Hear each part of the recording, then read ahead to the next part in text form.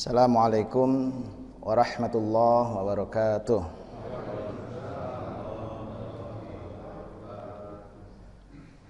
Alhamdulillahilladzi an'amana bil iman wa an'amana bil islam wa an'amana bil Qur'an hudan linnas wa bayyinatin minal huda wal furqan. Asyhadu an la ilaha illallah wahdahu la syarikalah wa asyhadu anna Muhammadan abduhu wa rasuluh la nabiyya ba'da. Pada jamaah sekalian, pada subuh ini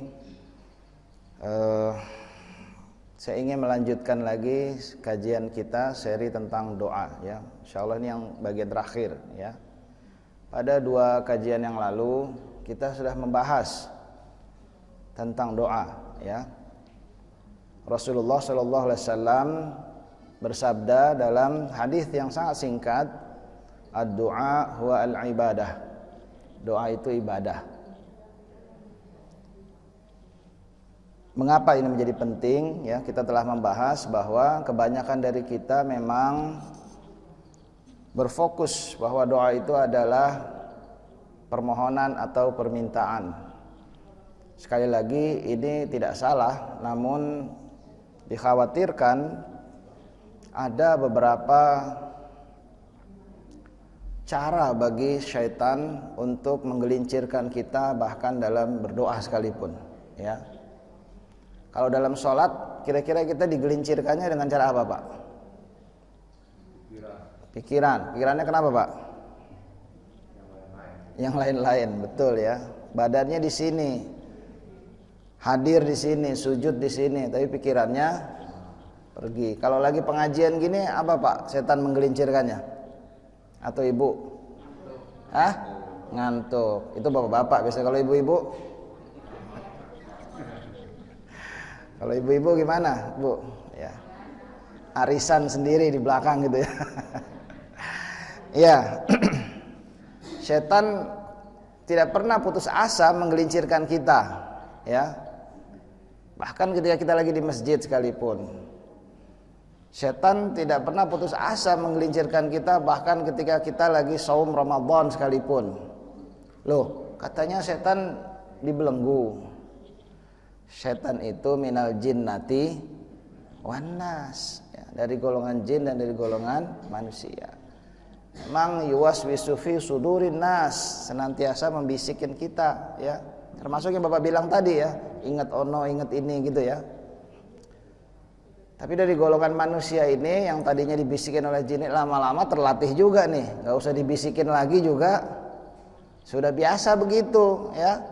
Kalau yang biasa ngantuk ke masjid nggak usah dibisikin lagi, udah tidur sendiri akhirnya ya.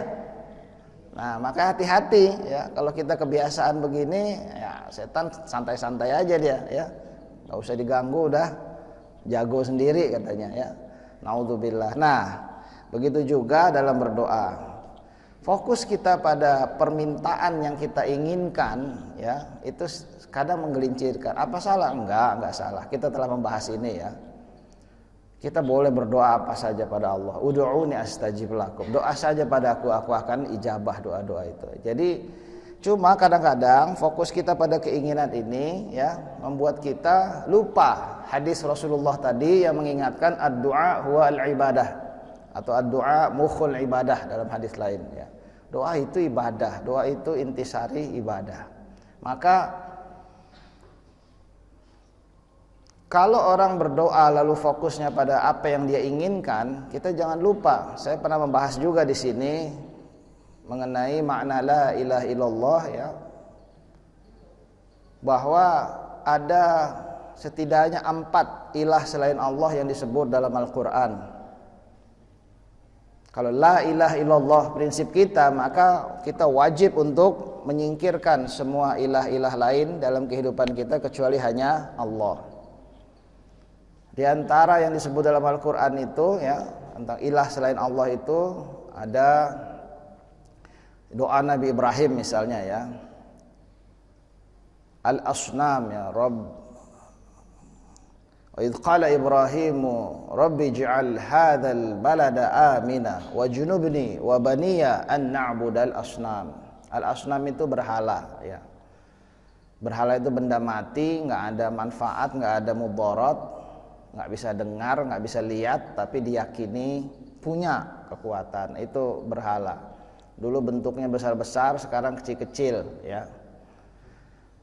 Bisa dimasukin di saku pula, ya, dibawa ke masjid lagi, ya. Ini ngeri juga nih yang kayak begini, ya. Segala jimat apa segala macam itu berhala, ya. Itu harus kita singkirkan dari kehidupan kita. Yang kedua, dalam Quran disebut lagi ilah selain Allah itu adalah golongan jin atau syaitan, ya. Jin itu dalam surah Al-Jin disebut wa inna minna sholihun wa minna duna dzalik, ya. Ada sebagian dari kami ini yang soleh, sebagian lagi enggak begitu. Jadi jin enggak semuanya jahat, tapi ada juga yang muslim. Nah, yang kafir inilah yang yuwaswisu fi sudurin nas, ya, sering membisik pada kita, ya, yang sering membohongi kita, mengkolaborasikan segala kejahatan. Sebagian manusia dalam surah Al-An'am disebut mereka menyembah jin, ya, atau syaitan, ya. Dalam surah Yasin kan kita sering baca itu, ya, bahwa Allah ta'budus syaitan, ya, janganlah kalian menyembah setan. Itu udah jelas itu, ya.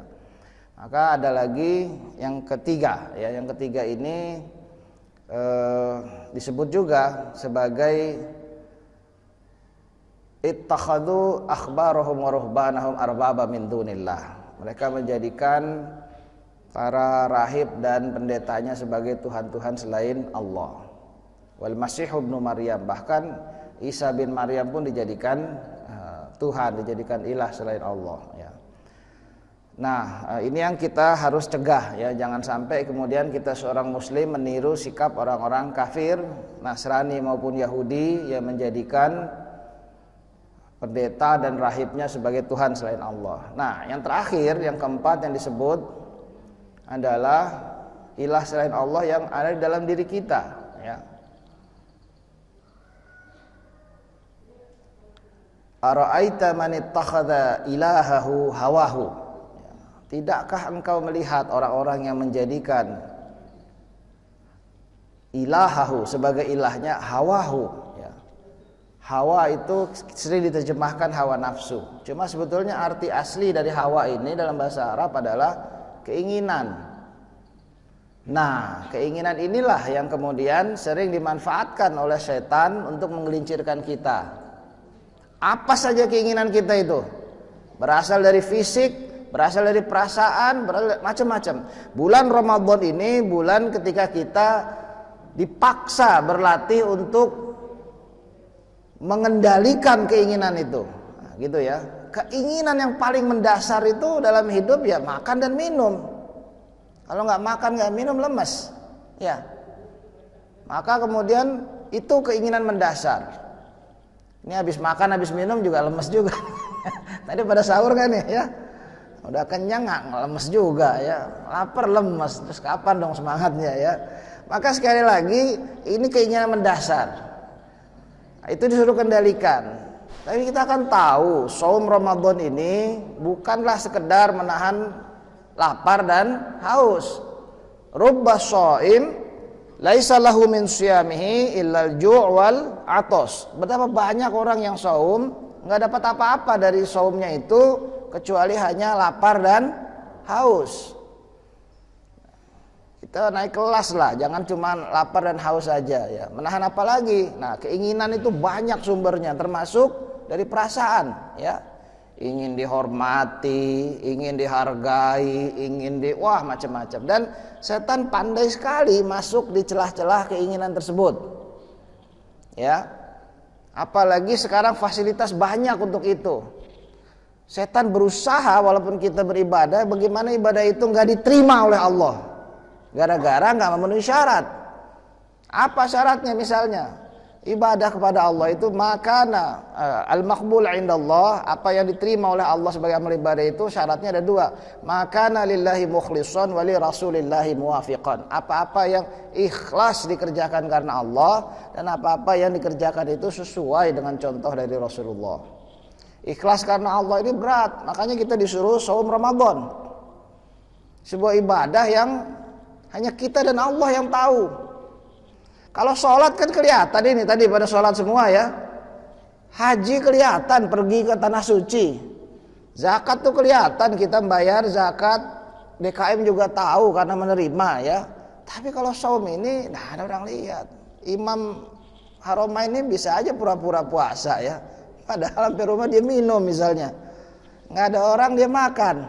Sampai masjid puasa lagi misalnya. Nggak ada orang tahu ya. Karena itu kita disuruh untuk mengendalikan ya supaya ibadah ini ikhlas karena Allah. Bagaimana ibadah itu nggak ikhlas karena Allah? Ya ada masuk ya keinginan-keinginan untuk misalnya dilihat orang lain. Nah, itu namanya riya ya, ria'an nas. Ro'a ya ro'u itu artinya melihat. Ria'an nas itu dilihat oleh manusia. Kalau nggak dilihat pengen didengar. Ini bahaya juga nih pengen didengar ya. Sum'ah kalau dalam istilahnya itu ya. Pengen didengar. Nah, dengan gadget kita sekarang bisa dilihat dan didengar ya. Sambil nunggu subuh Facebook live misalnya. Ini lagi nunggu subuh di Al-Hikmah nih. Waduh ya. Lagi tawaf di Baitullah pun sambil pamer. Kemana-mana kemudian itu pelan-pelan kemudian bisa merusak dan akhirnya membuat apa semua orang yang menampilkan di sosmednya bahwa dia lagi ibadah itu pasti riya. Ya nggak tahu, kita nggak bisa menilai orang lain. Di sini saya ingin mengingatkan diri kita masing-masing. Ya. Saya nggak bisa nuduh Imam Haramain ini riya, itu lagi riya ya, nggak ada yang tahu ya. Bahkan malaikat nggak tahu, malaikat juga nggak tahu. Yang tahu hanya Dia dan Allah. Ya, malaikat itu hanya tahu apa yang kita kerjakan. Ya'lamuna ma taf'alun. Ya. Mereka mengetahui apa yang kalian kerjakan. Catat aja malaikat. Salat subuh catat aja. Imam Haramain catat aja terus gitu ya. Perkara ikhlas apa enggaknya nggak tahu. Nanti dia bawa di hadapan Allah baru ketahuan. Allah akan menilai dan menolak kalau itu riya. Nah, jadi inilah jalan masuk yang sebetulnya berbahaya dan itu menjadi jalan masuk setan juga dalam kita berdoa. Pada saat doa itu kita lebih fokus pada apa yang kita inginkan. Nah, disinilah kemudian akhirnya setan akan meniup-niup. Bagaimana caranya supaya kemudian kita fokusnya itu berpikir apa yang bisa dilakukan supaya keinginan itu tercapai. Ya. Kalau perlu dengan melanggar larangan-larangan Allah, gitu. Ya. Saking fokusnya pada apa yang kita inginkan. Inilah bahayanya ya. Makanya Rasulullah memberikan satu arahan, ad-du'a huwa al-ibadah. Pak, Bu, doa itu ibadah.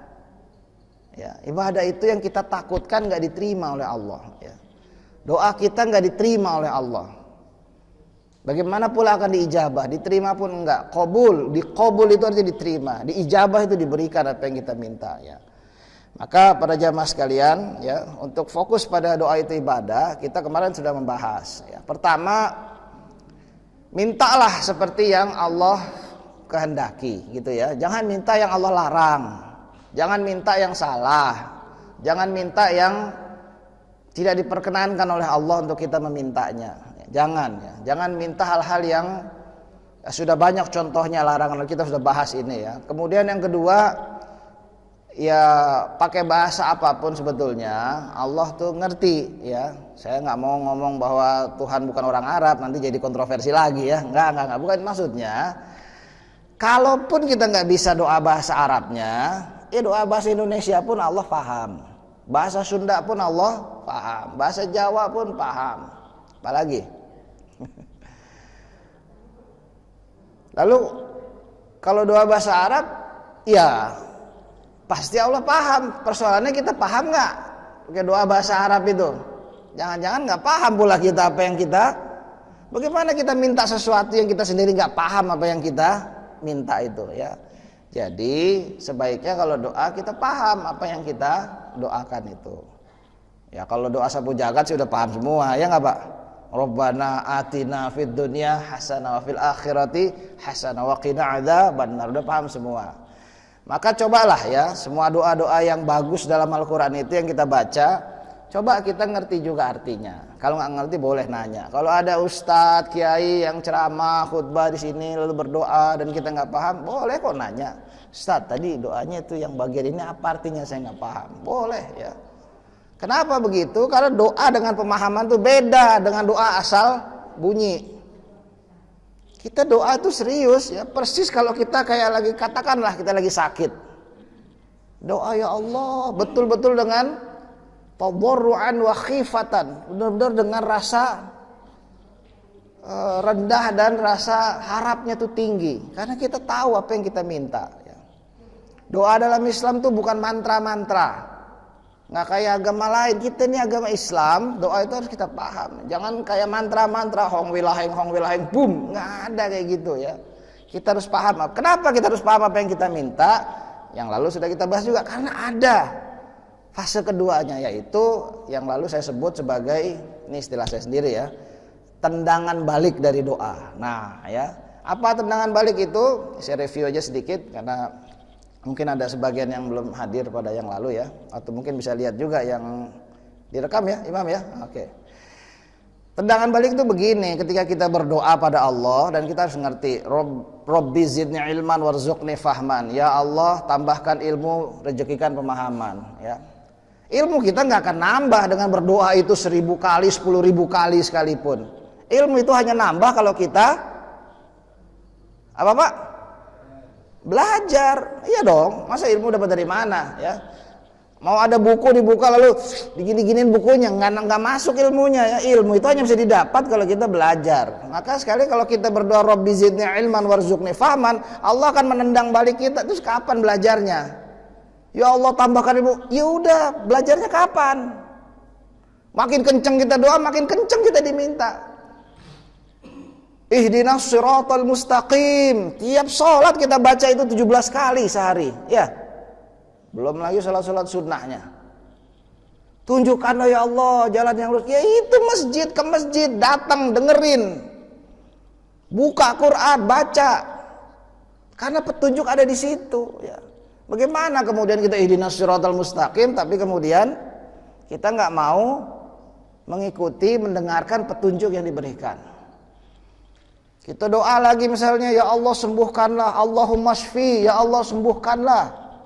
Karena kita lagi sakit misalnya, innaka antas syafi, engkaulah yang maha penyembuh. La syifa'an illa syifa'uk. Tidak ada kesembuhan kecuali kesembuhan darimu. Syifa'an la yugadiru saqaman. Kesembuhan yang tidak lagi ada kambuhnya. Luar biasa doanya kan. Ya kalau kita doa begitu tentu harus diiringi dengan, ya udah kalau sakit berobat dong. Minum obatnya yang benar, jauhin pantangannya. Itu tendangan balik yang diberikan pada kita. Allahumma rzuqni, ya Allah berilah aku rezeki. Ya udah, ayo kerja, bisnis apa kek, angkut-angkut beras kek di pasar, apa kek gitu ya. Nggak bisa Allahumma rzuqni doang. Pada saat dulu kita dijajah Belanda, Jepang, Inggris, Prancis dan semua penjajah-penjajah yang lain itu ya, kita selalu berdoa juga. Ya Allah bebaskanlah kami dari penjajah. Ditendang balik oleh Allah. Ya udah, kapan perang? Mana mungkin penjajah pergi begitu aja kalau kita nggak melawan. Bangsa ini bangsa yang paham benar tentang mekanisme doa itu. Karena itu kita ngelawan. Kalah, nggak apa-apa, lawan lagi. Kalah lagi, lawan lagi. Sampai akhirnya Allah memberikan kemenangan dengan cara yang Allah kehendaki, gitu kan? Belanda kita lawan, kalah lagi, lawan lagi, kalah lagi. Akhirnya Belanda pergi karena diusir Jepang. Jepang kita lawan lagi, kalah lagi, lawan lagi, kalah lagi. Akhirnya Jepang nyerah karena dibom sama Amerika. Nggak apa-apa, yang penting kita merdeka ya. Ya kan begitu, terserah Allah ngasihnya lewat mana. Ya enggak? Kita meminta apa ya jangan paksa Allah harus ngikutin mau kita gitu, karena Allah itu al-ma'bud, kita hanya Abdullah. Allah itulah yang kita sembah, kita ini cuma hamba Allah aja gitu. Terserah Allah bagaimana caranya ya. Dan kita yakin Allah maha segalanya. Karena itu perhitungannya juga jauh lebih tepat dari kita. Nah, para jamaah sekalian, Tendangan balik ini menjadi penting supaya kita ngerti mekanismenya. Minta kesehatan, ya udah jaga dong kesehatan, jangan dirusak. Saya nggak bosen-bosen nih nyindir yang suka ngerokok ya. Ente minta kesehatan tapi ngerokok terus gimana? Dirusak lagi paru-paru dan jantungnya. Gimana Bu? Setuju nggak Bu? Takut nih ibunya. Ya nggak apa-apa ya, karena emang bagaimana coba ya, kalau memang minta sehat ya sudah ya, jaga kesehatan, jaga makan. Kalau punya pantangan udah tahu darah tinggi, jaga juga dong makanannya. Itu perintah dalam Al-Qur'an ya. Falyanzuril insan ila tu'amih. Hendaknya manusia itu memperhatikan apa yang dia makan. Jangan gara-gara makan malah jadi banyak penyakit. Nah, puasa ini mengingatkan kita tuh ya, betapa nikmatnya makanan itu. Walaupun hanya seteguk air azan maghrib. Azan yang dirindukan itu adalah azan maghrib ya Pak ya. Teguk aja sudah hilang semua. Supaya kita bersyukur ya. Jangan udah banyak makanan kita nggak bersyukur pula. Nah maka penting buat kita kemudian untuk memahami bahwa ada mekanisme. Apakah kemudian doa kita itu akan diijabah oleh Allah hanya karena usaha kita? Ya usaha kita tuh cuma segini dibanding faktor yang dibutuhkan supaya keinginan kita tercapai. Ambil contoh, biasanya kalau kita naik kendaraan ke kantor, dari rumah ke kantor, supaya selamat itu begitu kita doa selamat. Ya Allah, bismillah tawakkaltu 'ala Allah. Kan begitu kan doanya kan kalau mau bepergian. Tawakal itu aku tawakal kepada Engkau. Kenapa tawakal? Karena memang banyak hal yang tidak bisa kita kendalikan. Kita cuma bisa mengendalikan kendaraan kita baik-baik dalam mengendarainya, ya, remnya, gasnya, segala macamnya, hati-hati dalam. Tetapi itu saja nggak cukup ya. Tiba-tiba diseruduk truk dari sebelah kanan, tiba-tiba kena paku, tiba-tiba ini itu, banyak sekali faktor lain yang kita nggak bisa kendalikan. Karena itu kita tawakal kepada Allah, kita serahkan. Wakala yuwakilu itu artinya menyerahkan. Udah ya Allah, yang saya nggak bisa serahkan. Karena itu ketika selamat sampai di tujuan, nggak bisa kita kemudian mengklaim ini karena kitanya yang hebat, nggak bisa ya. Hadza min fadli rabbi, ini semua karena karunia dari Allah. Kita dulu berperang lawan penjajah, setengah mati kita lawan, lalu akhirnya alhamdulillah merdeka. Berani kita bilang itu karena usaha kita.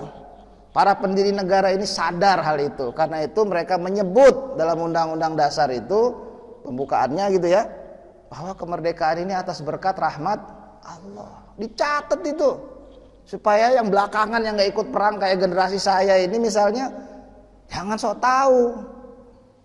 Betul kita berperang, betul kita banyak berkorban, betul bahwa negeri ini didirikan di atas darah para syuhada.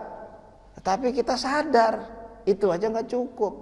Karena itu kita ketika dapat juga apa yang kita inginkan, kita nggak sombong, nggak belagu gitu, ya.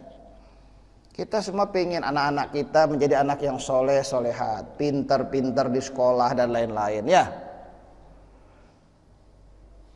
Padahal belum tentu kita mampu mendidik mereka. Maka kita minta pada Allah itu ya, minta supaya Allah memberikan bantuan pada kita untuk mendidik anak-anak. Jangan ntar kalau anaknya udah pinter, berprestasi di sekolah, mulai dah bapak siapa dulu dong? Bapaknya. Nah ini kan mulai nih ya. Kalau doa itu nggak dikawal, begini jadinya. Giliran anaknya nakal, gimana Pak? Mama, tuh anaknya tuh gimana sih penakal begitu? Nah, mamanya yang disalahin ya. Kalau giliran pintar, anak siapa dulu katanya kan. Nah, itu. Padahal dia ikut ngajarin juga enggak gitu ya. Jadi aneh kita nih ya. Doa itu kemudian mengingatkan kita hal-hal kayak begini ya.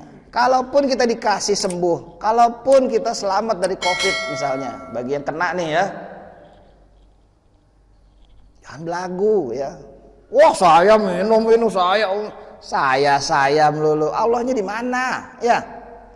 Selalulah kita kemudian menjadi rendah dengan diijabahnya doa kita itu. Itu kenapa Rasul mengingatkan ad-doa wal ibadah ya. Nah, para jamaah sekalian,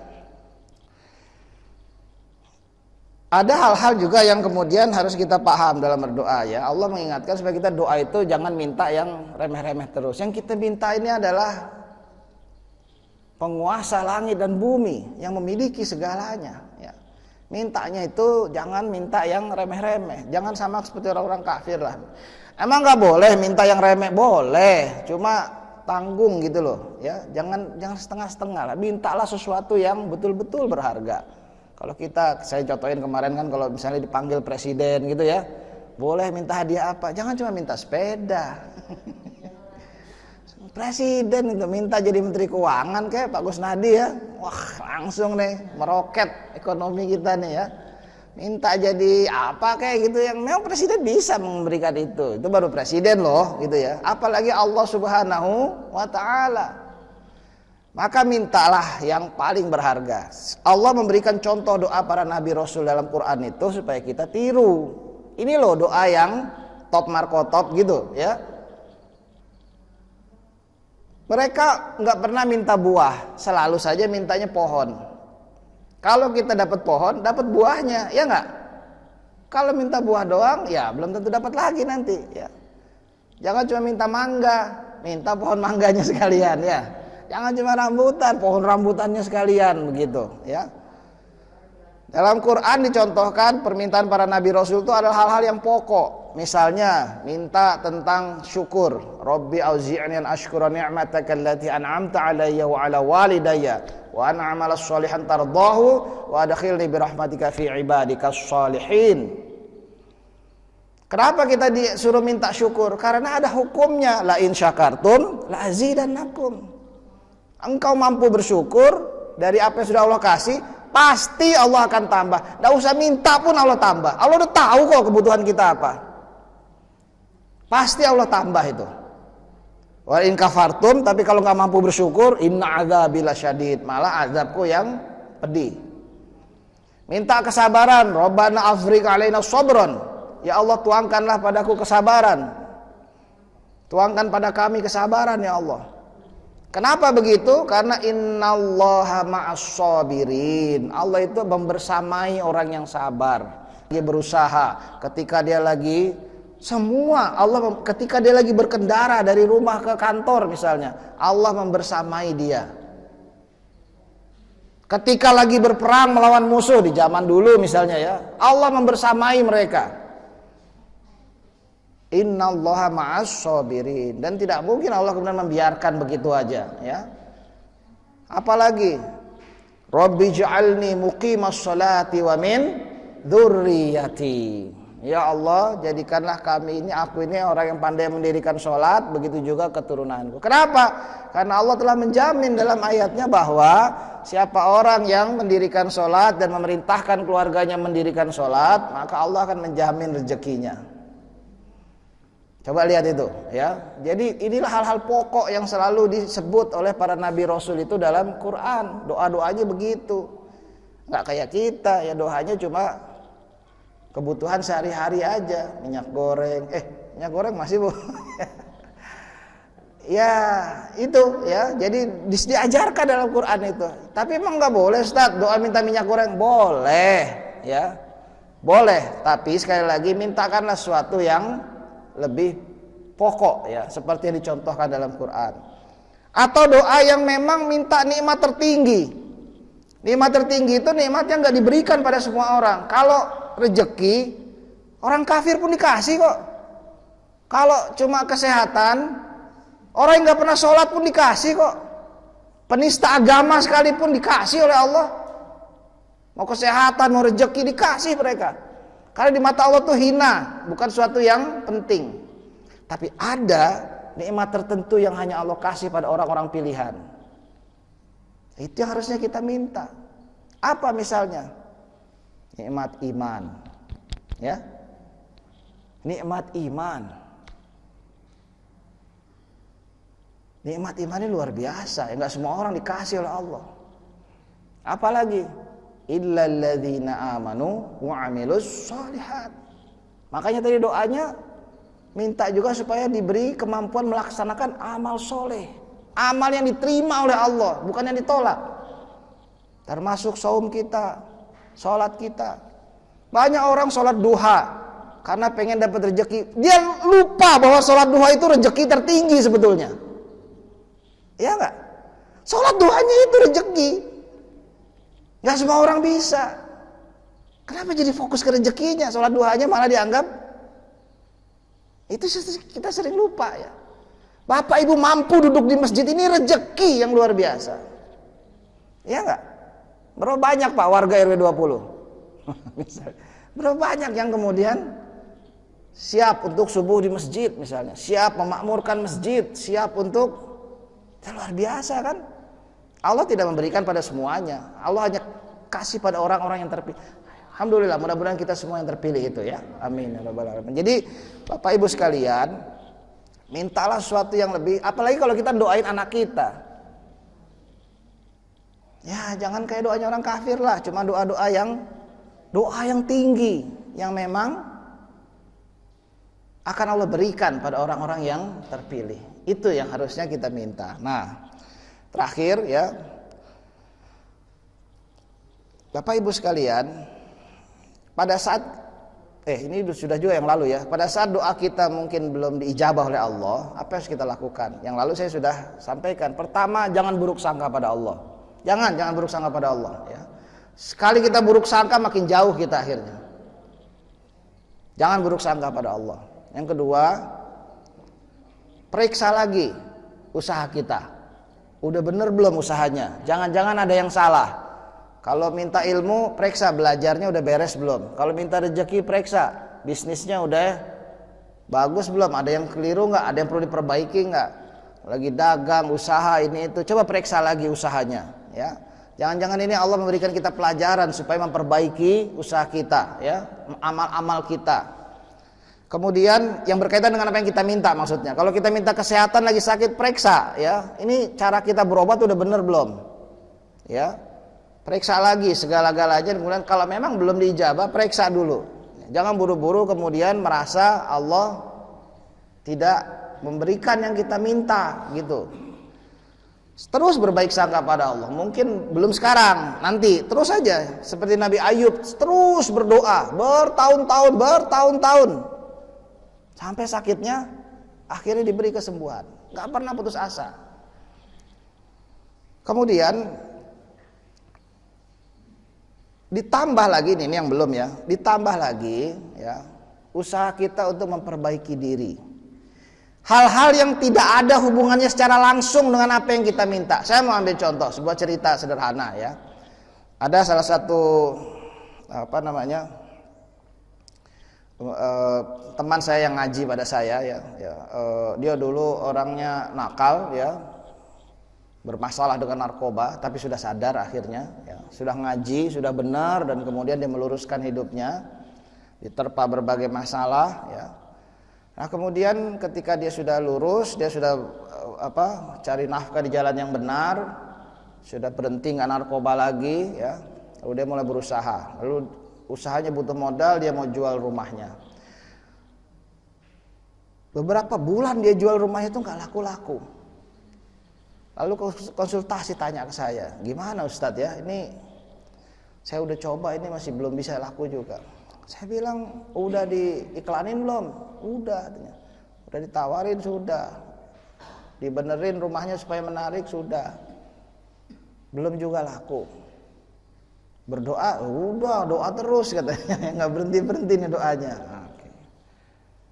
Lalu saya tanya begini, ada nggak sesuatu yang Allah nggak suka yang masih ente kerjain? Masih narkoba nggak? Udah berhenti Ustadz, udah nggak pernah lagi katanya. Alhamdulillah. Ada nggak yang lain apa?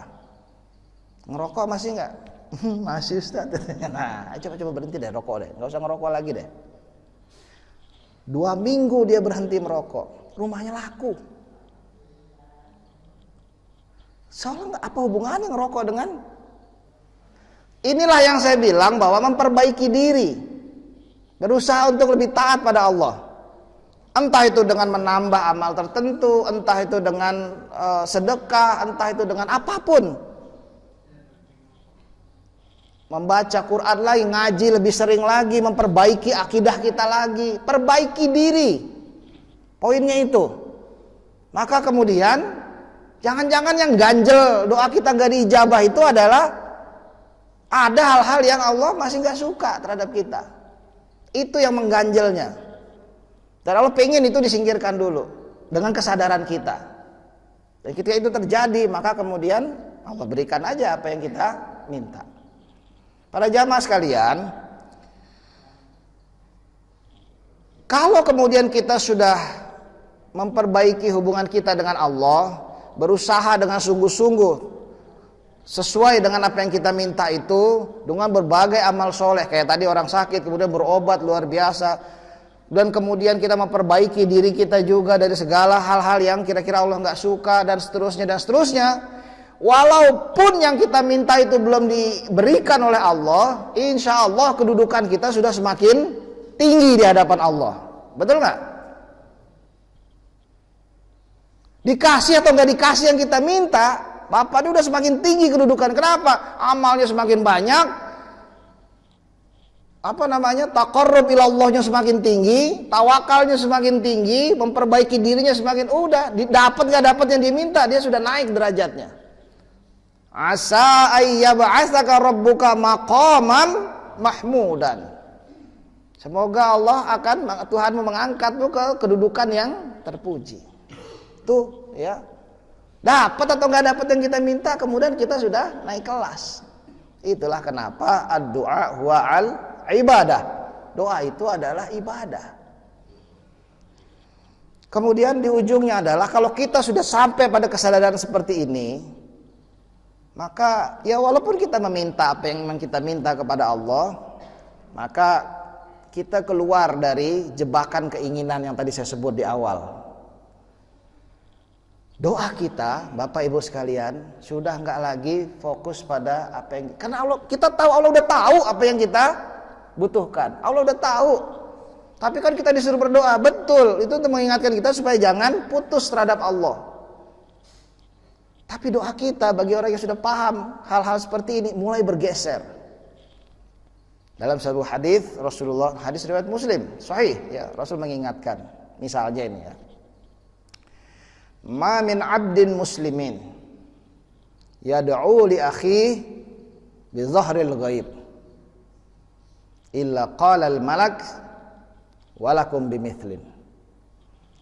Tidaklah seorang hamba muslim mendoakan saudaranya bi dhahril ghaib, dengan diam-diam tanpa diketahui oleh saudaranya.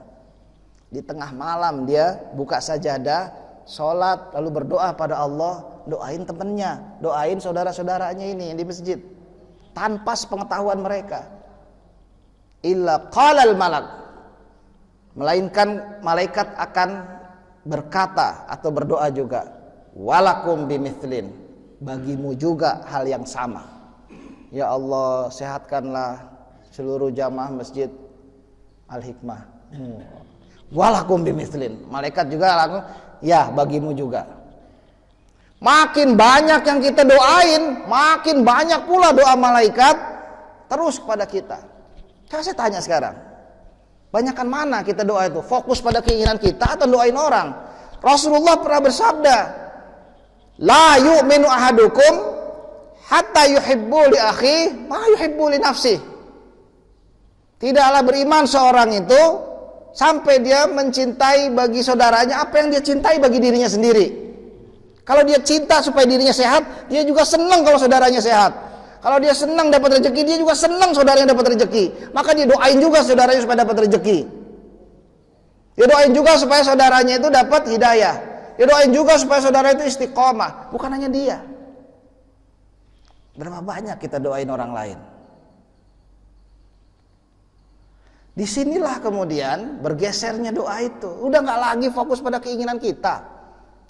Ya silahkan berdoa, tapi jangan lupa doain yang lain juga. Doa Nabi Ibrahim, Rabbana gfirli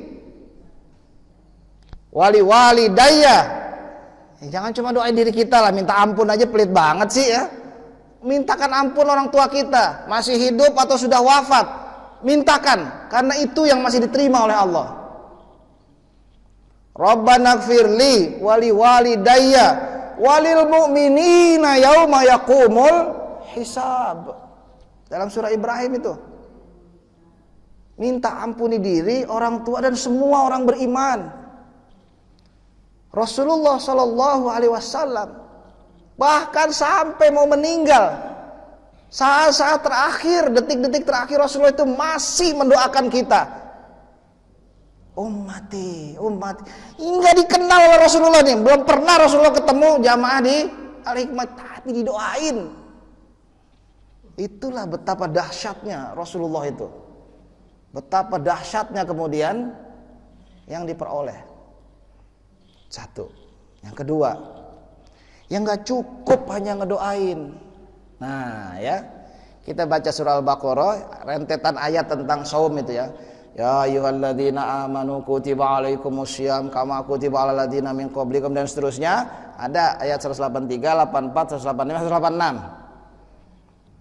Wa idza sa'alaka ibadi anni fa inni qarib. Kalau ada hambaku yang bertanya padamu ya Muhammad tentang aku, bilang aku dekat. Ujibu da'watad da'i idza da'an. Aku akan mengijabah orang-orang yang berdoa. Aku akan berikan permintaan orang-orang meminta padaku. Falyastajibuli wal yu'minu bi la'allahum yarsyudun. Syaratnya dua. Falyastajibuli, penuhi permintaanku, wal yu'minu bi, dan beriman penuh padaku, la'allahum yarsyudun, semoga dia di atas petunjuk. Falyastajibuli. Ya, satu, kalau kita fokus pada pribadi, sudah belum kita memenuhi permintaan Allah?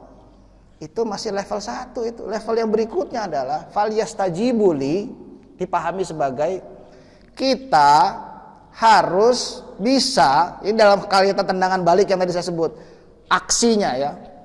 Bukan cuma lafaz doanya. Kita harus mampu juga, ini penting nih.